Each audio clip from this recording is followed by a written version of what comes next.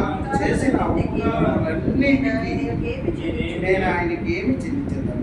రక్షణ పాత్ర చేతపరుచుకుని యెహోవా నామమున ప్రార్థన చేసేదను. యెహోవాకు నా మొర నా మొక్కుబడులు చెల్లించేదను. ఆయన ప్రజలందరి ఎదుట నేను చెల్లించేదను.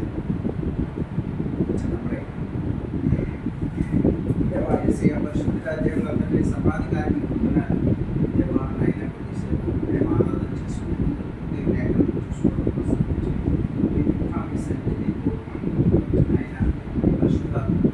ఆయన దేవా ఏ మాటలు వస్తున్న మాటలు దయచేయండి. ఏ జ్ఞానం నాయన ఈ జ్ఞానంతో నింపి దేవా నాయన ఏ మాటలు వస్తామో బిడ్డగా మాటలు దయచేసి దేవా నాయన మేమంతా కలిసి ఆరాధన చేసినది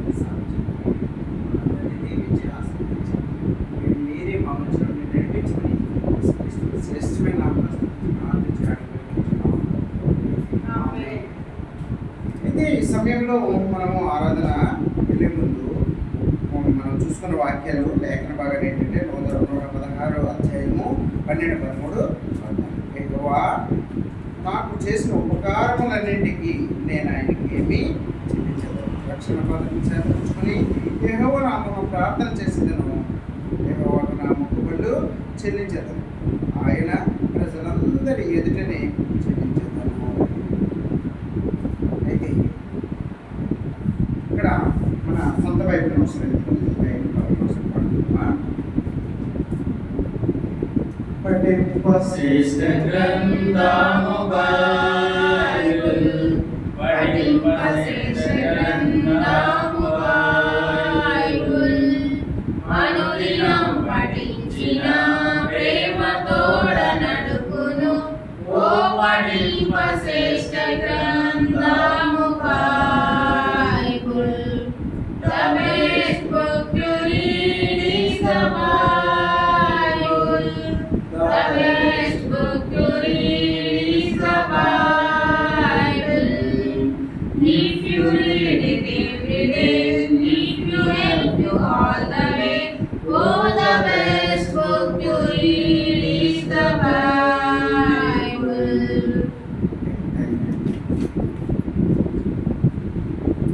ఆయన చేసినటువంటి ఉపకారములన్నింటికి ఆయన చేసిన ఉపకారాలు మనం చూసుకుంటే నేనే కాదు, చాలా ఉపకారాలు. అయితే దేవుడు చేసిన ఉపకారాలను మరిచి ఈ లోకమంతా కూడా మనము కూడా ఈ లోకంలో నేను అందరము ఈ లోకంలో ఉన్న ప్రతి దాన్ని మరిచి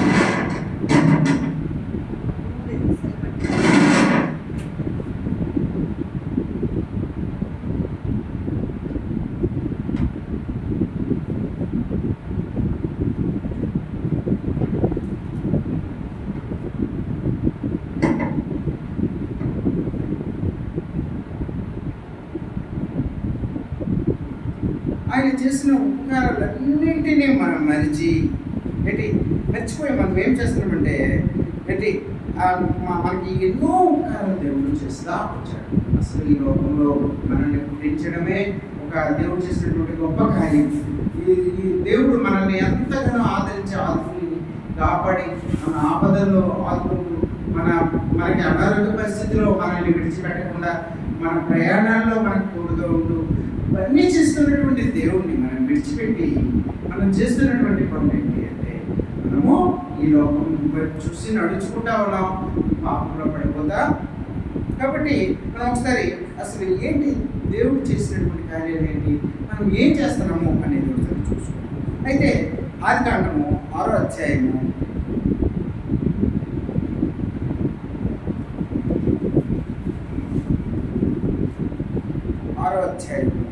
6 నుండి 12 వరకు తాను భూమి మీద నరులను చేసినందుకు యెహోవా సంతాపము నుండి తమ హృదయములో నొచ్చుకుని అప్పుడు యెహోవా నేను సృజించిన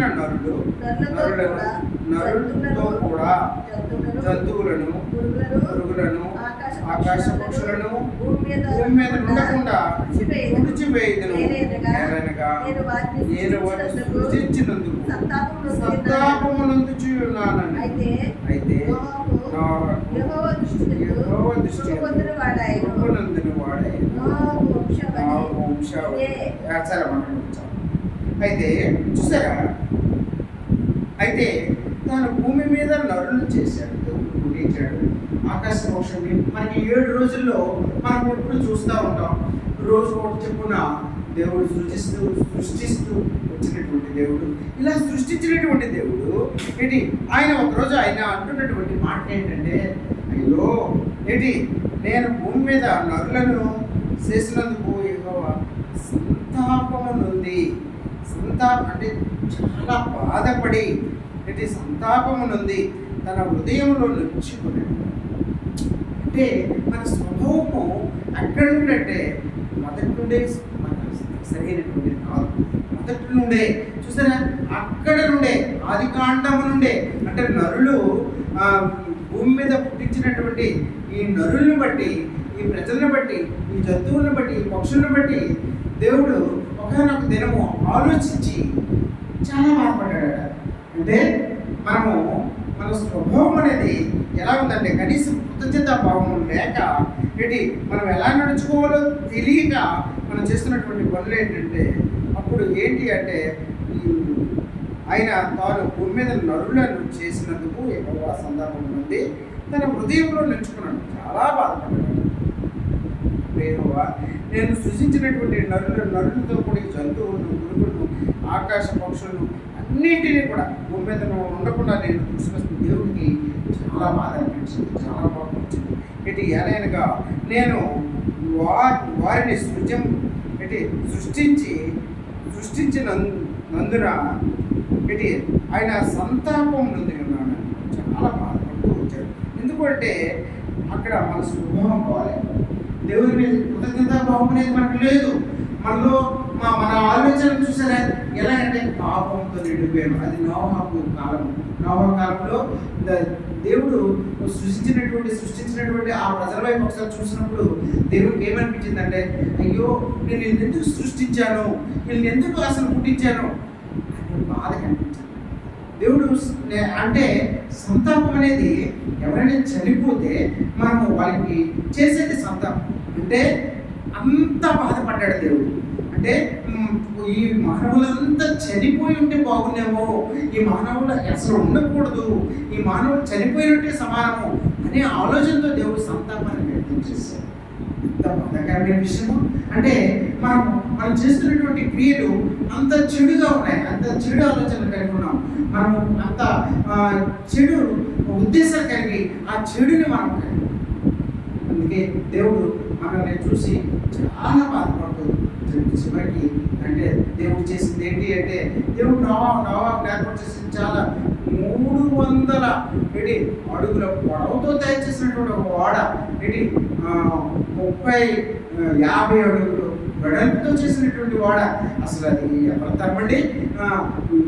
ఎత్తు అయితే 30 అడుగులు, అంటే చాలా ఒక ప్లాన్ ప్రకారం చేసినటువంటి వాడు. అది దేవుని కృప, దేవుని ఇచ్చినటువంటి ఆలోచన, దేవుని ఇచ్చినటువంటి ఐడియా. దేవుడు చేస్తే కానీ ఎవరు చేయలేము. ఈ లోక పరిస్థితి కూడా అంతే, ఈ సృష్టి అంతా దేవుడు చేసిందే. అది నోవాహును ఏర్పాటు చేసుకుని, ఆ నోవాహు ఎంత పెద్ద వాడను తయారు చేసుకుని ఎవరైతే నీతిమంతులు ఉన్నారో తన కుటుంబం ఉందో వారికి మాత్రమే స్థానం ఇచ్చి మిగతా సృష్టిని అంతా నాశనం చేశారు. అంటాడట, ఏంటి నేను ఇంకా నా జీవితంలో ఇంకా నేను ఎప్పుడూ కూడా ఇలా చేయను. ఎంత పాపం చేసినా వాళ్ళు 7 మార్లు పడిపోయినా ఇంకా వాళ్ళు నా దగ్గరికి వస్తారంటే నేను వాళ్ళని ఇంకా చేయబట్టి నడిపిస్తానే తప్ప నేను ఇంకా ఇలాంటి నాశనం ఎప్పుడు చేయనని చూసాడు. దేవుడు చేశాడు తప్పు, దేవుడు తప్పు ఎప్పుడు చేయడు. కానీ దేవుడు చూసినటువంటి ఆ కోపాన్ని బట్టి, దేవుడు చేసినటువంటి ఆ విధానాన్ని బట్టి దేవుడు ఒక్కసారిగా అక్కడ ఉన్నటువంటి వాళ్ళందరినీ నశింపజేసి నాశనం చేసినందుకు దేవుడు చాలా బాధపడ్డాడు. అంటే దేవుడు ఎలాంటి వాడంటే ఆయనే మనకి కష్టాల్ని, అంటే మనకి మృతిగా చేసినటువంటి దేవుడు. ఆయనే మనకి ఆ మృతిగా చేసినటువంటి నేనే దేవుడు, నేను తప్ప వేరే దేవుడు లేడు. మృతులుగా చేసిన వాడు నేనే, వాళ్ళని స్వస్థపరిచిన వాడిని నేనే, గాయపరిచేవాడు నేనే, వాళ్ళని వాడు నేనే. దేవుడు అప్పటి నుండి కూడా మనల్ని ఆయన పూర్తి నాశనం చేయడానికి, లేదంటే ఈ ప్రపంచం మొత్తం చూసుకుంటే ఎక్కువ శాతం పాపంలో పడిపోయినటువంటి ప్రజలే, ఎక్కువ మంది పాపాలు చేస్తున్నటువంటి వారి శిక్ష అనిపిస్తూ ఉన్నారు. కానీ ఆయన ఈ ప్రపంచాన్ని నాశనం చేయాలని ఆయన చేసినందుకు, ఒకే ఒకసారి చేసినందుకు ఆయన చాలా సంతాపం వ్యక్తం చేస్తూ చాలా పశ్చాత్తాపడ్డాడు. ఏంటి అంటే దేవుడు ఎంత ఆలోచన, ఎంత జ్ఞానం కలిగి, ఎంత గొప్ప అద్భుతకరుడు దేవుడి మనము చూసిన దాన్ని దేవుడు మనము ఆరాధించడానికి ఆయనే అర్హుడు. ఆయన తప్ప ఇంకొకరు కాదు. ఎందుకంటే సృష్టికర్త అయి ఉండాలి. ఆ సృష్టికర్త ఆయనే. నశింపజేసే శక్తి ఆయన ఉండాలి. ఆయన ఉంది, నశింపజేశాడు.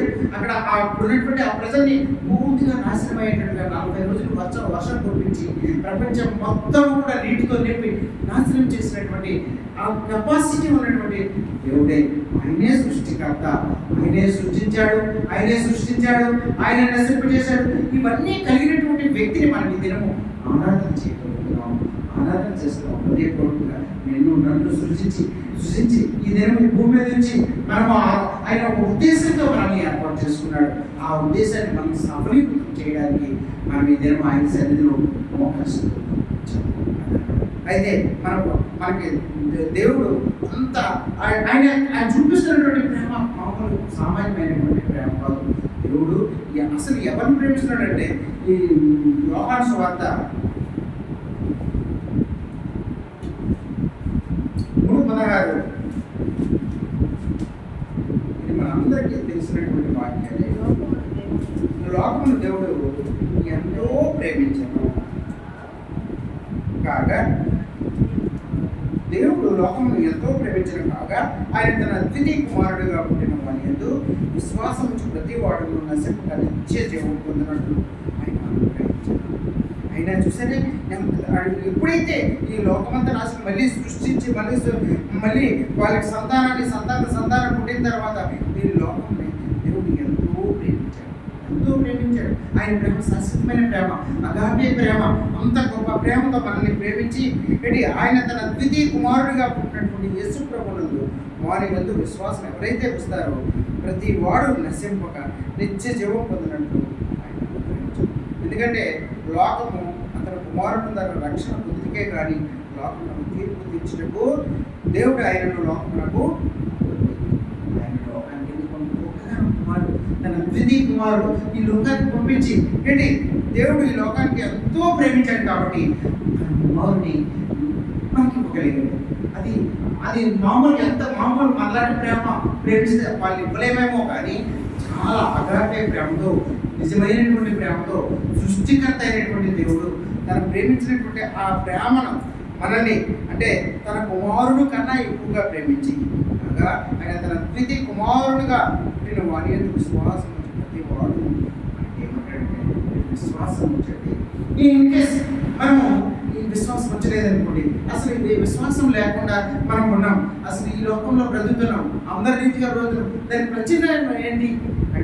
దానికి ప్రత్యామ్నాయం ఏంటి అంటే మనము మరణించిన తర్వాత మనము పాతాళానికి మొదటిసారి చూడండి. లూకాసు వార్త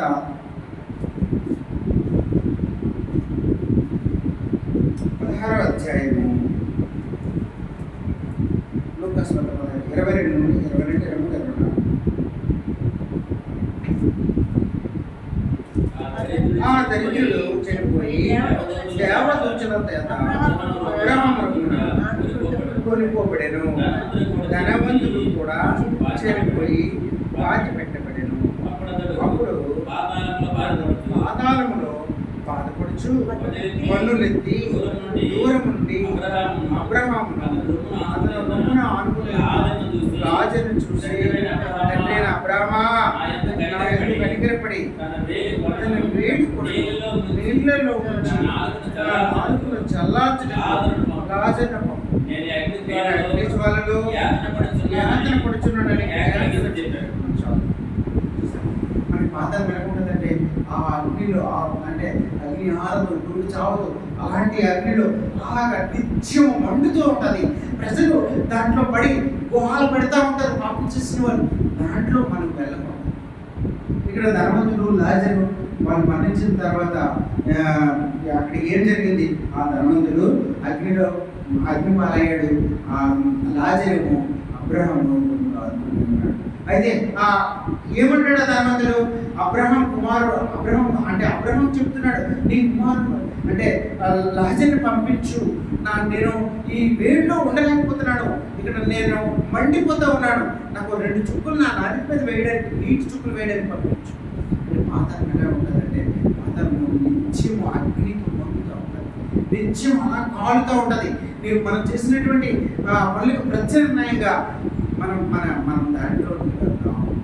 అది వెళ్ళకుండా తన కుమారుని పంపించి ఈ లోకానికి పంపించి నీ కొరకు నా కొరకు అంటే తన కుమారుని పంపించి పలువురు సిలువు వేయబడి ఆయన నీ కొరకు నా కొరకు శివరి రక్తం పొంది వరకు కాచి నీ రక్తంలో కడిగబడి మన పాపాలను ఒప్పుకుంటే చాలు, మన ప్రతి పాపాన్ని కడిగి పవిత్రులుగా చేసి మనకి పాతాళానికి వారసులుగా కాకుండా మనము స్వర్గానికి వారసులుగా. చూసా ఆయన చేసినటువంటి మేలు అంత మేలు కాదు. మనం చాలా మంది లెక్కిస్తారు, చాలా మంది ఈ లోక స్వభావం ఎలా ఉంటుందంటే ఈ క్షణం ఏం కావాలో అదే నాకు కావాలి, రేపు గురించి నాకు అక్కర్లేదు, అసలు నేను చనిపోయిన తర్వాత ఏదవుతానో అది నాకు ఎందుకు, ఇప్పుడు నాకు కావాలి అనే స్వభావం మంది. కానీ అది కాదు. మనము మన ఫ్యూచర్ని మనం ఆలోచించాలి, మన భవిష్యత్తుని మనం ఆలోచించాలి. భవిష్యత్తులో నేను ఏమవుతాను, నా పరిస్థితి ఏంటి, నేను ఎలా బ్రతుకుతాను అనేది ఎవరైతే ఆలోచించగలుగుతారో వాళ్ళ జీవితంలో చక్కనైనటువంటి మార్పులు. భవిష్యత్తు లేకపోతే మనం గృహాలు కట్టుకోలేము, భవిష్యత్తు లేకపోతే మనం సంపాదించుకోలేము, భవిష్యత్తు లేకపోతే మనము భవిష్యత్తు కోసం మనం జీవించలేము. ప్రతి ఒక్కరికి భవిష్యత్తు మీద ఆశ లేదు. అది చెప్తుంది ఏంటి అంటే ఆ ధనవంతుడు లాజరు ఇద్దరు కూడా మరణించిన తర్వాత వాళ్ళ పరిస్థితి ఆ ధనవంతుడు అగ్ని పాలయ్యాడు, అగ్నిలో పడవేశారు. వాడు చేసినటువంటి ఆ పనులు, వాడు చేసినటువంటి శిక్షకు వాడి ప్రతిఫలం ఏంటి అంటే అగ్నిగుండం. నీవు నేను మన పరిస్థితిలో అలా కాకుండా ఉండడానికి మన దేవుడైనటువంటి తండ్రి తను పంపించినటువంటి తన కుమారుని మనం తెలుసుకొని నమ్ముకొని ఆయన దగ్గర మనం ప్రతి పాపాన్ని ఒప్పుకున్నాం కాబట్టి మన ప్రతి పాపాన్ని కడిగి మనం పవిత్రంగా చేసి ఈ దినం ఆయన సన్నిధిలో ఉంచి మోకరించడానికి ఇచ్చినటువంటి గొప్ప కృపను బట్టి మనం ఆరాధించాలి. ఆయన ఇచ్చినటువంటి గొప్ప కృపను బట్టి మనం ఆరాధించాలి. ఎందుకంటే లేదంటే ఆయన ఈ లోకానికి రాకపోయి ఉంటే, తన కుమారుడిని ఈ లోకానికి పంపకుండా ఉంటుంటే మన పరిస్థితి ఏమై ఉండేది? మనము అగ్నిపాలై ఉండేవాడు. అయితే మనము దేవుడు ఎంతో కృప చూపించాడు. తన తన ద్వితీయ కుమారుడిని ఈ లోకానికి పంపించి నీ కొరకు నా కొరకు ఆయన పలువురు సిలువ వేసుకోవడానికి ఆయన ఇష్టపడ్డాడు. ఆయన పుట్టినటువంటి దెబ్బల ద్వారా స్వస్థత కలుగుతూ వచ్చింది. ఆయన ముఖం మీద ఉప్పు వేస్తూ వచ్చారు, ఆయనకి ముళ్ళు తిరిగినప్పుడుతూ వచ్చారు, ఆయనకి ఆ కొరడతో పుట్టినప్పుడు ఆయన శరీరం దున్నబడుతూ వచ్చింది. నాకు ఆయన శ్రమపడుతూ వచ్చాడంటే అది మనము ఆలోచిస్తేనే భయపడాల్సినంత మనందరి కొరకు ఆయన ప్రాణం పెట్టాడు. కాబట్టి మనందరి కొరకు ఆయన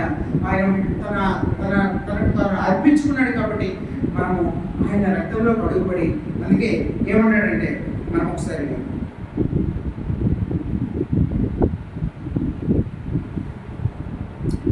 ప్రకటన గ్రంథం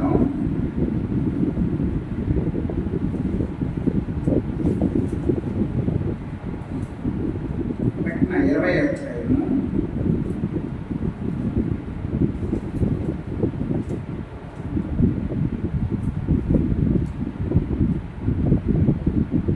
12-13 మరియు గొప్పవారేమి కొద్దివారేమి మొదలైన వారందరూ ఆ సింహాసనం ఎదుట నిలబడి చూసింది. అప్పుడు గ్రంథంలో విప్పబడెను, జీవ గ్రంథమును వేరు గ్రంథమును విప్పబడెను. ఆ గ్రంథములందు వ్రాయబడి ఉన్న వాటిని బట్టి తమ ప్రియులు చెప్పున వృద్ధుల తీర్పునుంది. అదనమాట. అంటే ఎవరైతే ఏ పని చేశారో అవన్నీ అప్పుడే. అతను సముద్రంలో మరణించిన వారు కూడా ఇక్కడికి కూడా అదే రాశాడు 13వ అధ్యాయంలో, సముద్రము తనలో ఉన్న మృతులను అప్పగించాడు. సముద్రంలో చనిపోయిన వారు కూడా సముద్రంలో వేసుకున్నారు. అది మనం అనుకుంటాం, ఈ సముద్రంలో వీళ్ళు వెళ్ళారు, సముద్రంలో అక్కడికి వెళ్ళి ఆ లోపలికి వెళ్ళిపోయారు, వాళ్ళకి జ్ఞానం లేదా బుద్ధి లేదంటే వాళ్ళకి అక్కడ రాసింది అంతే. అది వాళ్ళు ఏం చేయాలో, అసలు ఏం అవ్వాలో, ఎలా అవ్వాలో అదంతే. ఆ మృతులైన వారిని కూడా సముద్రం తెచ్చి చెప్తుంది దేవుడు ఏంటి, ఆ పాతాళము అప్పగించదు. మరణము పాతాళంలోనికి వాటి వస్త్రంలో ఉన్నటువంటి మృతులను అప్పగించదు. ఈ పాతాళం కూడా ఒప్పుతుంది. వారిలో ప్రతి వాడు తన క్రియలు చెప్పున ప్రతి ఒక్కరు కూడా మన క్రియలు చెప్పున్నాము. అందుకే అంటాడు, మరణమును మృతుల్లో అగ్నిగుండంలో పడవేయను. మరణమును మృతుల లోకమును అగ్నిగుండంలో పడవేయను. ఆ అగ్నిగుండము రెండవ మరణం ఏంటి అయితే, ఎవరి పేరైనను జీవగ్రంథమందు రాయబడినట్లు కనబడిన ఎడల వాడు అగ్నిగుండం. జీవగ్రంథంలో మనకి ఏం ఉండాలి? అందుకే మనం ఏంటంటే, మనము మన తండ్రి పంపించినటువంటి తన కుమారుని యేసు ప్రభు దగ్గర మన పాపాలను ఒప్పుకుంటే అక్కడ నుండి మనం ఒప్పుకున్న తర్వాత మళ్ళీ మన పాపాలు చేయడం కాదు, మళ్ళీ స్టార్ట్ చేసేయడం కాదు. మన పాపాలు మనం ఒప్పుకునేలా ఆయన నమ్మదగిన వాడు, నీతిమంతుడు కాబట్టి మన ప్రతి పాపాన్ని కడిగి మనం పవిత్రులుగా చేస్తారు. ఆ దినం నుండి కూడా మనం పవిత్రులు, హ్యాపీగా, సంతోషంగా, మనము ధైర్యంగా. ఎందుకంటే లోకం ఎంత హ్యాపీగా ఉండదు, పాతాళము అంత బాధగా ఉంటుంది. అంటే మనం పరలోకానికి వారసులు కావాలి, పరలోకంలో మనం ఉండాలి, ఆయనతో కూడా సదాకాలం ఉండాలి. ఆయనతో అక్కడ ఆకలి ఉండదు, దప్పు ఉండదు, అక్కడ ఏమీ ఉండదు. ఆయన్ని స్తుతిస్తూ ఆరాధిస్తూ ఆయన్ని వెంబడిస్తూ ఉంటాం. ఎంత గొప్ప ఆనందం చెప్పండి, హ్యాపీ, సంతోషం. ఆ సంతోషం మనకి కావాలి. ఆయనకి కావాలంటే మనం ఏం చేయాలంటే, మనం ప్రతి ఒక్కరూ ఎవరు ఏ పాపాలు చేస్తారో ఆ పాపాలు ఈ లోకంలో ఒప్పుకోవాలి. ఆయన తన కుమారుని ఎదురు మనం ఒప్పుకోవాలి. ఆయన నీ కొరకు నా కొరకు ప్రాణం పెట్టాడు, నీ కొరకు నా కొరకు రక్తం కార్చాడు, నీ కొరకు నా కొరకు ఆయన ఎంతో శ్రమ అనిపించాడు. ఆ శ్రమ నీ కొరకు నా కొరకు అనిపించాడు. కాబట్టి మనం ఆయన ఎదుట సాగిపడి, ఆయన ఎదుట మన ప్రతి పాపాన్ని ఒప్పుకొని మనము ఆయన వెంబడిస్తూ. ఎందుకంటే మన పరిస్థితి ఎలాంటిదంటే, ఒకప్పుడు పరిస్థితి మనం చూసినప్పుడు చాలా డిఫరెంట్గా ఉండేది. మనం ఎలా అసలు ఉండేవారు అంటే, సరే ఎపిసి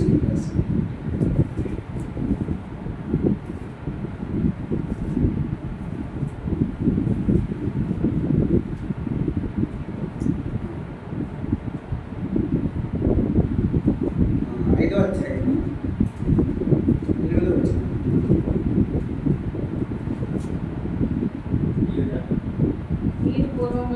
మీరు పూర్వమందు చీకటి అయి ఉంటుంది, ఇప్పుడైతే అదేమాట ఇప్పుడు మనం ప్రభువునందు వెలుగు. ఒకప్పుడు మన జీవితం చూసినప్పుడు చీకటి జీవితం, చీకటిలో ఉన్నటువంటి వాళ్ళం, అంధకారంలో ఉన్నటువంటి జీవితం, ఏమవుతామో తెలియనటువంటి జీవితం, మన పాపంలో పడిపోయినటువంటి జీవితం, మనకి అలాంటి అంటే ఈ లోకరీతిగా నడిచినటువంటి జీవితం. ఈ లోకం ఏ విధంగా ఉందో మనం వాళ్ళని వెంబడిస్తూ ఉన్నాడు. అందరూ చేస్తున్నట్టుగానే మనము విగ్రహాలను పూజించడం, విగ్రహాలను చేయడం, ఈ లోకరీతిగా నడుచుకుంటూ వెళ్ళడం, వ్యభిచారం, దాంతో దొంగల ఆడటం, అబద్ధాలు ఆడటం, ఏవో చాలామంది ఒక్కొక్క విధంగా పాపాలు చేస్తూ వచ్చారు. ఒకప్పుడైతే మనం చెప్పినట్టు ఈ దినం ఎవరి వల్ల వచ్చాము? ఆయన వల్ల. ఆ సువార్త మనకు రాకపోయి ఉంటే, మనము ఆయన తెలుసుకోపోయి ఉంటే, మన పాపాలు మనం ఒప్పుకోపోయి ఉంటే మన పరిస్థితి ఏమై ఉండేది? నేను ఒకప్పుడు నా జీవితం చూసినప్పుడు చీకటి అంధాకారంలో ఉన్నటువంటి నా జీవితం ఏంటి, అసలు ఏమీ కనిపించినటువంటి జీవితం, ఈ లోకరీతిగా నడుచుకున్నటువంటి జీవితం. ఆ జీవితం నుండి నన్ను నీవు సువార్త ద్వారా, నీ వాక్యం ద్వారా నన్ను కడిగి నన్ను పవిత్రంగా చేస్తాను. చూసాను అంటే ఎంత ఆయన తన ద్వితీయ కుమారుడు, తన గొప్ప ప్రేమించినటువంటి తన కుమారుడిని లోకానికి పంపించి ఎంత గొప్ప మేలు చేశాడంటే, దేవుడు ఒకే ఒక దినం ఆయన మరణించినప్పటికీ, ఆయన ఎంతో తన జీవితకాలం అంతా కాకుండా ఈ ప్రపంచము, ఈ భూమి, సర్వ సృష్టి ఉన్నంత వరకు ఆయన పూజించడానికి ఆయన అర్హుడు, ఆరాధించడానికి ఆయన అర్హుడు, ఆ స్తుతులకి ఆయన అంత గొప్ప. అంటే ఆయన పొందినటువంటి ఆ శ్రమ, ఈ సృష్టి ఉన్నంత వరకు ఆయన మనం పూజించగలుగుతాం. ఈ లోకం అంతా పూజించగలుగుతాం. ఆయన పడినటువంటి ఆ శ్రమలు, ఆయన ఆ శ్రమల వలన మనము ఆయన ఈ దినము మనము ఆయన సన్నిధిలో, ఆయన పాదాల వద్ద మనం ఒప్పుకోపోయింటే మన పరిస్థితి ఏమై ఉండేదంటే మనం కూడా పాదాలకి దినము మనము మన పరలోకానికి వారసులు అవుతున్నాము అంటే నేను ధైర్యం ఉంది, నిరీక్షణ ఉంది, విశ్వాసం ఉంది. నేను మరణిస్తే తప్పనిసరిగా నేను పరలోకానికి వెళ్తానని ఆ నిరీక్షణ నాలో ఉంది. కాబట్టి ఈ దినం మనం కూర్చొని ఆరాధన చేయాలి. మనం సాటిస్ఫాక్షన్గా ఉండగలుగుతాం, మనం అంత ధైర్యంగా ఉండగలుగుతాం.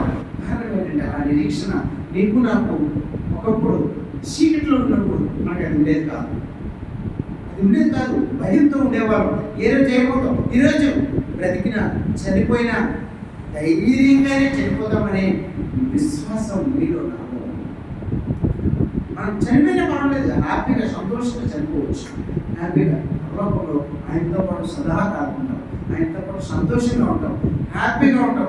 ఎవరు అన్యులు వాళ్ళు తెలుస్తారు, వాళ్ళు బాధపడతారు. అయ్యో నేను చనిపోతానే, నేను అక్రమంగా సంపాదించినటువంటి ఈ ఆస్తి అంతా కూడా ఏమైపోతుంది, వాళ్ళు భయపడతారు.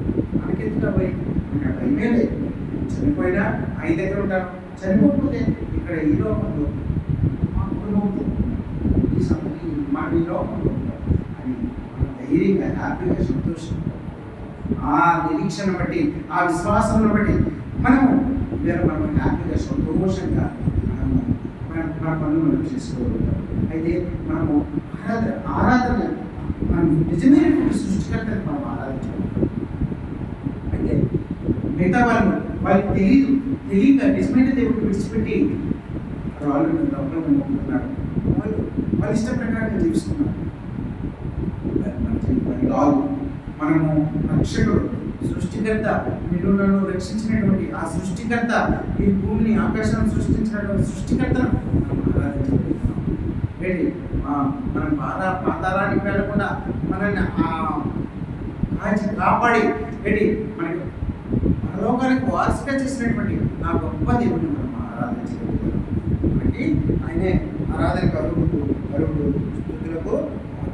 అయితే అలాంటి గొప్ప దేవుడిని మనం ఎలా ఉండాలంటే ఒక్కో పేరు ఒకసారి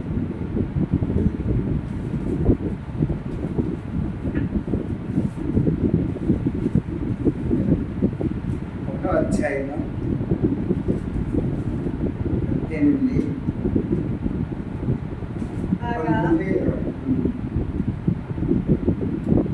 పేతురు రాసిన ఒక అధ్యాయము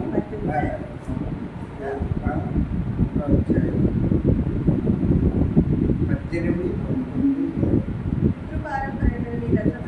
మీ వ్యర్థ ప్రవర్తనను విడిచిపెట్టినట్లుగా వెండి బంగారముల విషయ వస్తువుల మీద విమోచింపబడలేదు కానీ అమూల్యమైన రక్తము చేత అనగా నిర్దోషము నిష్కలంకము గొర్రెపిల్ల వంటి క్రీస్తు రక్తము చేత విమోచింపబడితే ఎరుగుదురు కదా.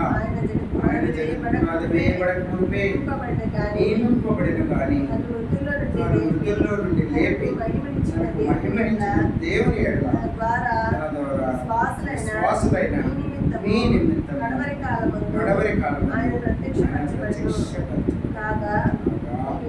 మీ విశ్వాసము నిరీక్షణ దేవుని యందు మనము ఏంటి అంటే ఆయన మన కొరకు, మీ కొరకు, నా కొరకు ప్రాణపెట్టినటువంటిది. ఆయన నిష్కలంకము గొర్రెపిల్ల వంటి క్రీస్తు రక్తం చేత నేను విమోచింపబడి కడగబడి ఉంటే మనము ఆయన మృతుల్లో నుండి మనల్ని లేపి, మరణించినా కూడా మనల్ని లేపి పరలోకాన్ని తీసుకుని ఆయనతో పాటు ఆ విద్యాభ్యాసం వచ్చినప్పుడు ఆయన మనల్ని ఎవరిని విడిచిపెట్టాడు. మనందరము కూడా అంటే మనం అలాంటి నిరీక్షణ కలిగి ఉన్నాము. అలాంటి అంటే మన ప్రవర్తన ఎలా ఉండాలంటే ఈ లోకరీతిగా కాకుండా ఇంకా మనం ఎలా ఉంటే అమూల్యమైనటువంటి ఆయన రక్తంతో పడుగుబడిన వారే ఉండాలి. అంతేగాని ఈ లోకంలో ఉన్నటువంటి వెండి బంగారు వస్తువుల చేత మీరు విమోషింపబడలేదు. మనం ఆయన రక్తముతో అమూల్యమైనటువంటి రక్తము చేత నిర్దోషములకు నిష్కలంకమైనటువంటి గొర్రెపిల్ల రక్తము చేత విమోషించబడి. కాబట్టి మనము అలాంటి వారిగా మనం ఉన్నాం. కాబట్టి ఆయన రక్తంలో పడుగుబడి ఆ పవిత్రమైనటువంటి ఆయన నీ కొరకు నా కొరకు కాల్చినటువంటి ఆ రక్తం ద్వారా నీవు నేను కడగబడితే మనం మరణించిన తర్వాత మా ప్రభు మన కొరకు వచ్చినప్పుడు మనల్ని కూడా కొనుక్కోబడతారు, తీసుకోబడతారు. కాబట్టి మనము ఎప్పుడు కూడా మనము లోకానికే. అలాగే MCL రాసినటువంటి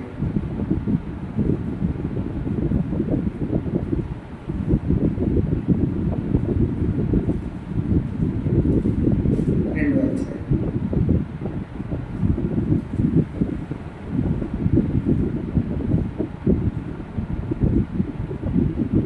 5 నుండి 7.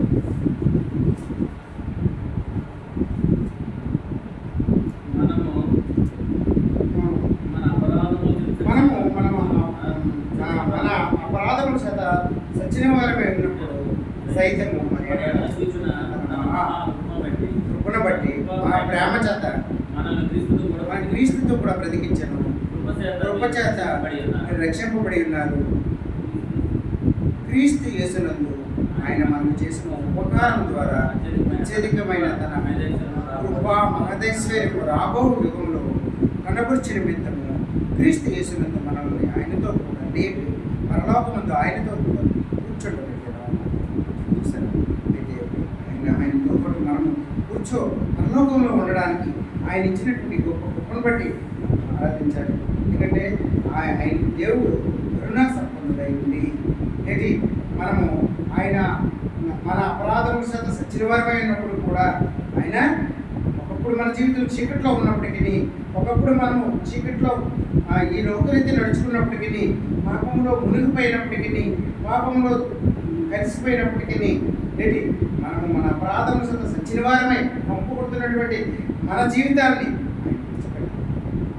ఏంటి అంటే ఆయన చూపిస్తున్నటువంటి ఆ మహాప్రేమ చేత ఏంటి మనం మరణించిన తర్వాత ఆయన క్రీస్తుతో కూడా మనల్ని బ్రతికించడం ఏంటి కృప చేత మీరు రక్షింపబడి ఉన్నారు. క్రీస్తు యేసునందు ఆయన మనకి చేసినటువంటి ఉపకారం ద్వారా మనం ఏం చేయాలి? క్రీస్తు యేసునందు మనల్ని ఆయనతో కూడా లేపి పరలోకమందు ఆయనతో కూడా కూర్చోబెట్టాము. కాబట్టి మనం ఆయన ఏం చేయాలంటే పూర్వకంగా ఆయన పాదాల దగ్గర సాగిలపడి ఆయన పాదాల దగ్గర పెట్టి మన పాపాలన్నీ ఒప్పుకొని మనము ఆయన్ని స్తుతించాలి, ఆరాధించాలి. ఎందుకంటే ఆయన నిజమైనటువంటి సృష్టికర్త, నిజమైనటువంటి దేవుడు. నీ కొరకు నా కొరకు ఈ లోకంలో ఎవ్వరూ లేరండి. మన కొరకు ప్రాణం పెట్టేవారు ఎవ్వరు లేరు. ఒక మన యేసు ప్రభు తప్ప, మన దేవుడు తప్ప ఎవ్వరు మన కోసం ప్రాణం పెట్టారంటే ఎవ్వరూ లేరు. ప్రాణమే కాదు, మన కోసం డబ్బులు పెట్టేవారు ఉండరు, మన కోసం టైం పెట్టేవారు కూడా ఉండరు. ఎస్ఐ ఆయన కొరకు ఆయన ఎదుట మనం సాగిపడి ఆయనకి ఇష్టమైనటువంటి ఆరాధన హృదయపూర్వకంగా మనం చేయగలిగినప్పుడు ఎంతగానో ప్రేమించి ఆయన మన ఆరాధన స్వీకరించి ఎంతో ఆనందిస్తారు. మనం చేసినటువంటి ఆరాధన మన హృదయాలు, మన అంతరంగాల నుండి నిజమైనటువంటి దేవుడు మనకు చేసినటువంటి ఉపకారాలు దేన్ని మర్చిపోకూడదు. నేను మనకి ఎన్నో ఉపకారాలు చేశాను దేవుడు. ఆ ఉపకారాన్ని నన్ను పుట్టించడం, తల్లిగర్భంలో పుట్టించడం, ఈ భూమి మీద ఉంచడం, ఈ భూమిలో మనము ప్రయాణంలో మనకి ప్రతి అవసరంలోనూ మనకి ఇచ్చినటువంటి అనారోగ్య పరిస్థితుల్లో ఆరోగ్యం ఇచ్చినటువంటి అవసరాలను బట్టి ప్రతి విషయంలో బట్టి ఆరాధిద్దాం. ఒకరి తర్వాత ఒకరు ఆరాధిద్దాం. ఆరాధన అద్భుతమైనటువంటి గొప్ప దేవుడిని ఆరాధిద్దాం. సృష్టికర్త అదే కాకుండా మనం మరణించిన తర్వాత ఆయన పరలోకానికి మనం గురుపబడి ఆయనతో పాటు సదాకాలం ఉండడానికి ఇచ్చినటువంటి గొప్ప కృపను బట్టి ఆరాధిద్దాం. మనకి లేకపోతే మన జీవితం ఏమై ఉండేదంటే పాతాళానికి వెళ్ళిపోయేవారు, అగ్నిగుండంలో పడవేయబడేవారు. అలాంటి జీవితం లేకుండా, అలాంటి పరిస్థితి లేకుండా ఈ దినం ఆయనతో పాటు సదాకాలం ఉంటామనే నిరీక్షణ, నమ్మకం, విశ్వాసం నీలో నాలో ఉంచినందుకు ఆ దేవుడికి హృదయపూర్వకమైన ఆరాధన.